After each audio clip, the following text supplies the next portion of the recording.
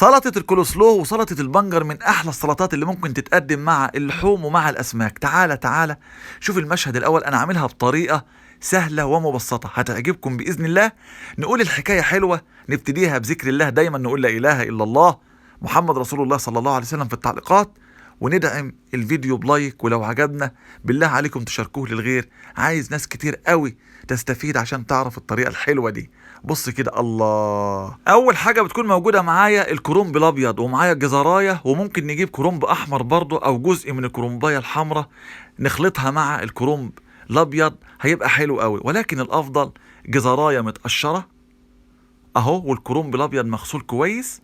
هنروح بقى للمايونيز، معلقتين او 3 مايونيز، معلقتين او 3 سكر، كوباية لبن اهو. بص على المشهد بقى، هنعمل ايه؟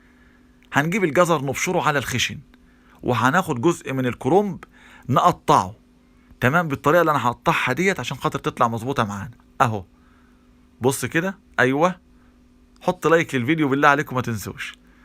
هنروح بقى ناخد جزء من الجزر كده على حسب ما احنا عايزين. بص، دي الطريقة السهلة واللي انا بحبها، وهقول برضو على الطريقة التانية كده مع بعض في الشرح واحدة واحدة. وهو 1 2 3 4 ده ايه، وبعد كده انعم. شفت التقطيع عامل ازاي؟ بالعرض 1 2 3 4، وهنعم بالشكل ده كده، وهحط الكرنب مع الجزر واخلطه. الطريقة الاولى السهلة، هحط معلقتين اهو، بص كده اهو، سكر، وبعد كده معلقتين مايونيز، وبعد كده خفتها بشوية لبن واقلبها واحطها في كاس او في طبق لمدة 2 ساعة في التلاجة، وبعد كده اقدمها. والطريقة التانية يا عم رضا هي ايه؟ هنصعب الامور سنة. تمام، انا حطيت هنا، بص ركز معايا كده، السكر مع المايونيز وبعد كده اللبن اهو، وهقلب. طيب الطريقة الصعبة ايه؟ ولكن هي مش صعبة ولا حاجة، ولكن احنا هنجيب معلقتين عسل بدل السكر، تمام، وهنحط المعلقتين العسل مع معلقتين مايونيز مع اللبن مع خل ابيض، معلقتين خل ابيض مع ليمونة مع سنة ملح مع فلفل اسمر، ونقلب الصوص كله مع بعضه ونضيفه مع الجزر والكرنب.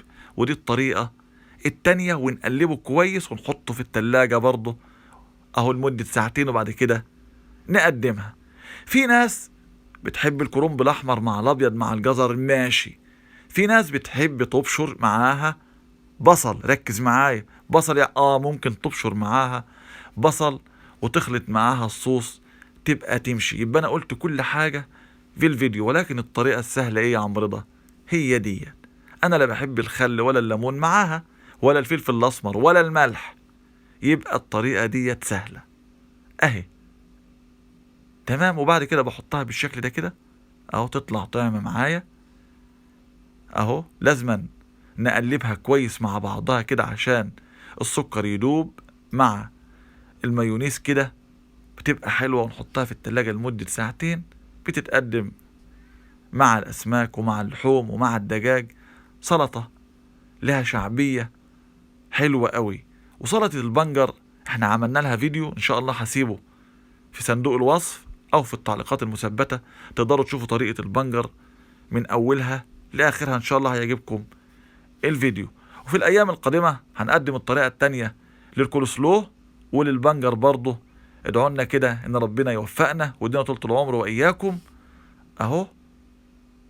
هنكسر اللون بمعلقة بنجر، مش لازم يعني تعملوا الحركة دي، ولكن انا بكسر اللون عشان ازين الكاس اهو. شوية رمان، شوية بنجر كده على الوش، وناكلهم بألف هنا وشفا. هنحطها لمدة 2 ساعة قلت لحضراتكم اهي.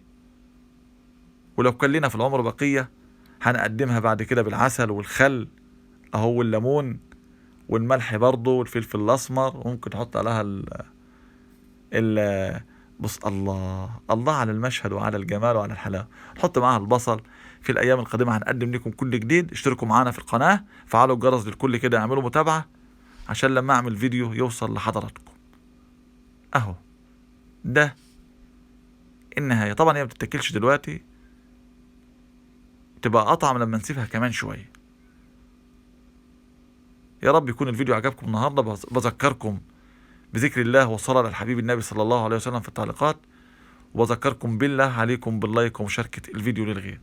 حبيبكم في الله الشيخ رضا شعبان فوده، بشكركم على الدعم. دمتم في أمان الله، والسلام عليكم ورحمة الله وبركاته.